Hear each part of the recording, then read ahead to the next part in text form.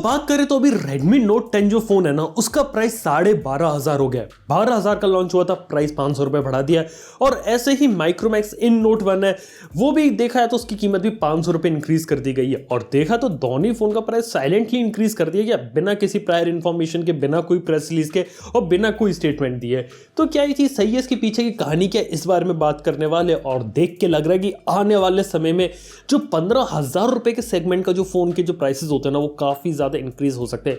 यानी कि 1,500 का इंक्रीमेंट उसके अंदर देखने को मिल सकता है। और देखा जाए तो काफी लोगों के लिए एक डील ब्रेकर चीज साबित हो सकता है, क्योंकि एक एक रुपए की कीमत होती है यहाँ पे।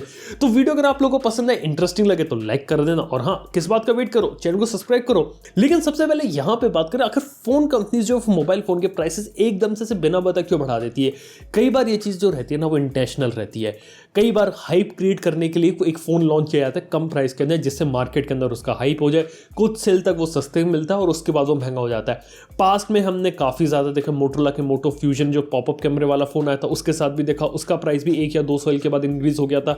ऐसे ही जैसे आपको जो Redmi Note 10 है, वो ओपन सेल के अंदर है, तो काफी जल्दी उसका जो प्राइस है, उसकी कीमत 500 रुपए इंक्रीज कर दी गई। जी हाँ, यानी कंपनीज जानबूझ के कभी कभी ऐसा करती है कि मोबाइल फोन को हाइप बनाने के लिए सस्ते में लॉन्च कर दो, उसके बाद 500-1,000 रुपए कीमत ऐड कर दो। अब बात यह नहीं कि 1,500 ऐड करने के बाद वो वैल्यू फॉर मनी है कि नहीं, बात यह है कि 500-1,000 रुपए बिना बता इंक्रीज कर रहे हैं और उसके बाद वो उतना ज्यादा वैल्यू फॉर मनी नहीं हो जाता जितना हमें पहले लग रहा था। तो हाँ, ये एक इंपॉर्टेंट चीज रहती है और प्री प्लान्ड ऐसी चीजें बहुत ज्यादा चलती है। लेकिन एक और इंपॉर्टेंट बात है कि लग रहा है कि बिलो 15,000 के अंदर जो बाकी फोन है ना, उनके प्राइसेस काफी ज्यादा इंक्रीज होने वाले हैं। इस चीज को मैं एक्सप्लेन कर देता हूं। बेसिकली क्या हुआ था कि अभी क्या था, जब 2021 से की स्टार्टिंग की, कि अभी मोबाइल फोन के अंदर सेल्स काफी जबरदस्त हो रही थी, काफी ज्यादा ग्रोथ देखने को मिल रही थी। और एक और इंपॉर्टेंट बात यह कि यहाँ पे नए नए स्मार्टफोन्स भी लॉन्च हो रहे थे। ऑलमोस्ट 85 स्मार्टफोन्स लॉन्च हो चुके हैं। लेकिन इसके बाद बारी आती है कि जैसे पैंडेमिक के अंदर जब सेकंड वेव आने लगती है, काफी सारी फैक्ट्रीज बंद हो रही है, प्रोडक्शन में इश्यूज आ रहे हैं, सप्लाई चेन हो रही है और जो इंडियन रुपये वो वीक हो रहा है। तो कुल मिला के जो इसका जो इंपैक्ट होता है ना, वो कहीं ना कहीं मोबाइल फोन इंडस्ट्री के प्राइसेस पे पड़ा है। यानी काफी सारे लोग हैं वो मोबाइल फोन नहीं खरीद पा रहे, काफी जगह डिलीवरीज नहीं हो रही है। और देखा जाए तो मोबाइल फोन कंपनीज है ना, वो उस तेजी से जो नए फोन होते हैं ना, वो भी नहीं बना पा रही है। अब सिंपल सा मतलब ये कि जितने सारे लोग पहले फोन खरीदना चाहते थे वो खरीद चुके हैं। अब कोई नया फोन खरीदने वाला है तो उसको काफी ज्यादा प्रॉब्लम आने वाली है, as well as online and as well as offline.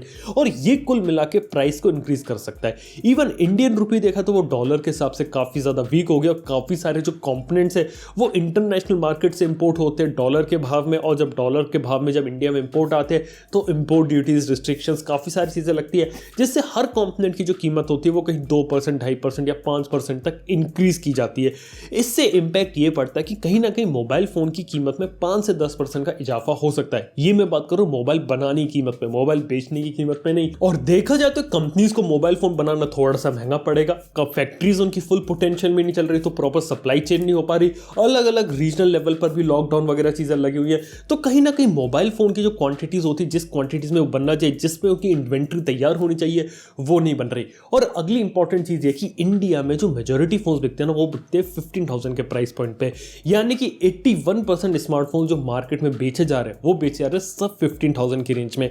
और उस रेंज के अंदर कंपनी के साथ प्रॉब्लम ये रहती है कि वहां पे वो काफी लो प्रॉफिट मार्जिन पे काम करती है। Xiaomi के बारे में बोला जाता है कि वो 5% से ज्यादा प्रॉफिट लेते ही नहीं है। ये एक सोचने वाली बात है। अगर 5% से ज़्यादा प्रॉफिट नहीं ले रहे हैं वो, अगर वो बात सही है उनकी, तो डेफिनेटली वो बहुत ही कम प्राइस के अंदर फ़ोन बना रहे हैं, उसमें क्या पैसा बहुत ही कम बना रहे हैं। और जब इस फ़ोन को बेचने जाएंगे तो जब उनका प्राइस इंक्रीज हो जाएगा तो झक मार के उन्हें प्राइस बढ़ाना ही पड़ेगा, क्योंकि at the end of the day वो लॉस में नहीं बेच सकते, उन्हें कहीं ना कहीं प्रॉफिट कमाना है। तो देखा तो इसका इंपैक्ट पड़ सकता है। और काफ़ी सारे फ़ोन है स्पेशली बिलो 15,000 के, जहाँ पे आपको प्राइस इंक्रीमेंट देखने को लेगा। 15,000 से ऊपर कहानी थोड़ी सी बदल जाती है।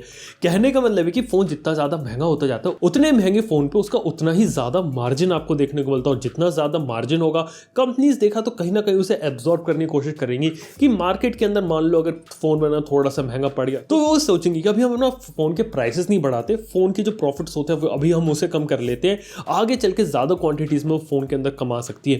कहने का मतलब ये कि 10,000 के फोन के ऊपर कंपनी जितना कमा रही होगी, तो हो सकता है कि 1 लाख रुपए का फोन अगर वो बेच रही है, तो हो सकता है उससे 10 गुना ज्यादा कमा रही हो।